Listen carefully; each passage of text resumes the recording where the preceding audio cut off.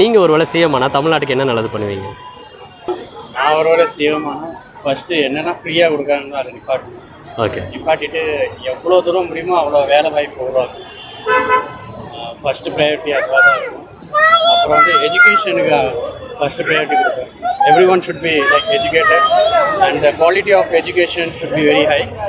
Also infrastructure எல்லாத்தையுமே best லெவலில் கொண்டு வரும். ஸோ இப்போ பார்த்தீங்கன்னா ட்ரைனேஜ் எல்லாம் ரொம்ப வஸ்ட்டாக இருக்குது. ஸோ ட்ரைனேஜ் சிஸ்டம் தான் ஒரு பிளேஸ் ஒரு கிளென்லினஸ்க்கு வந்து ரொம்ப இம்பார்ட்டன்ட். ஸோ அதுக்கு இம்பார்ட்டன்ஸ் கொடுக்கும். இப்போ இருக்கிற டிஎம்கே இல்லை ஏடிஎம்கே இல்லைனா நாம் தமிழர் கட்சி இல்லை பிஜேபி இல்லைனா டிவிகே, இந்த 5 கட்சிகளில் யார் 2026 ஆட்சி அமைக்கணும்னு நீங்கள் நினைப்பீங்க?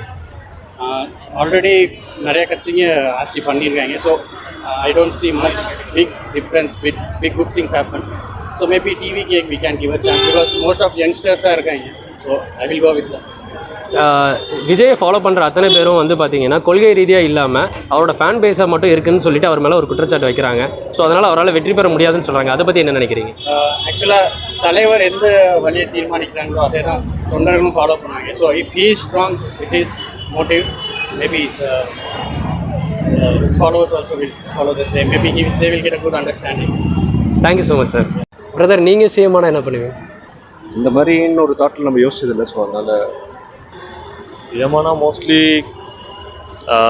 நம்ம அப்ரோடில் இருக்கிற மாதிரி கொஞ்சம் ரூல்ஸ் கொண்டு வரலாம். ஸ்ட்ரிக்டான ரூல்ஸ் கொண்டு வந்தாலே கொஞ்சம் பயத்தில் அவங்க லைக் நார்மலாக அந்த வேக்கு வந்துடுவாங்க.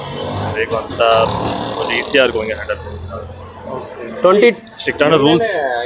அங்கே அந்த சீட்டில் உட்காந்தா எல்லாருமே வெளியேருந்து பார்க்கும்போது நான் அது பண்ணுவேன் இது பண்ணுவேன்ட்டு ஏதோ மக்களுக்கு நல்லது பண்ணுற மாதிரி தான் பேசுவோம். அந்த சீட்டில் உட்காந்து அது என்ன ஆகும் தெரியாது. அந்த பியர் ப்ரெஷர் அதை ஃபஸ்ட்டு ஒழிக்கணும். அந்த பியர் ப்ரெஷரை ஒழிச்சிட்டாலே நார்மலாக எல்லாம் நல்லா ஆகிடும். இதை பொறுத்த சிம்பிள். 2026 யார் வின் பண்ணணும்னு ஆசைப்படுறீங்க?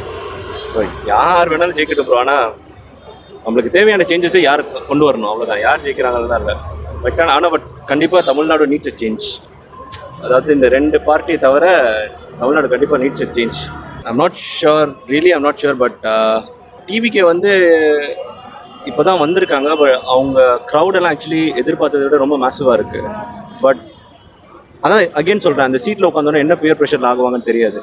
So too early to decide. But வந்து நல்லது பண்ணால் நல்லாயிருக்கும். Simple. Naam Tamilar, BJP, no comments bro. No comments. ஏன்னா போன எலெக்ஷனில் வந்து பார்த்தீங்கன்னா கமலஹாசன் ஐயா வந்து டிஎம்கேவை மொத்தமாக பேசி தான் எலெக்ஷனில் நின்னார். பட் ஆனால் இப்போ அவர் என்ன பண்ணிட்டு இருக்கிறாருன்னு உங்களுக்கே தெரியும். தான் சொல்கிறேன்ல, அந்தந்த சிச்சுவேஷனுக்கு ஏற்ற மாதிரி எல்லாம் ஜம்ப் பண்ணுறவங்கள தான் இருக்காங்களே தவிர, அதாவது அவங்களோட பர்சனல் இதை தான் பார்க்குறாங்களே தவிர மக்களுக்கு எது நல்லது வேணுங்கிறத யோசிக்கிறவங்க ரொம்ப லிமிட்டட். ஸோ அதுதான் வெளியே இருக்கிறதுலேருந்து பேசுகிறது ஈஸி. அந்த சீட்டில் உட்காந்து யார் பண்ணுறாங்களோ அவங்க தான் வரணும். யார் சாமி இவன்? எங்கேருந்து வந்திருக்கான்? நீங்கெல்லாம் வெட்டுன்னு நினைக்கிறீங்களே, அந்த common man. I'm just a stupid common man of this republic. மறக்காம சர்ப்ரைஸ் பண்ணுங்க.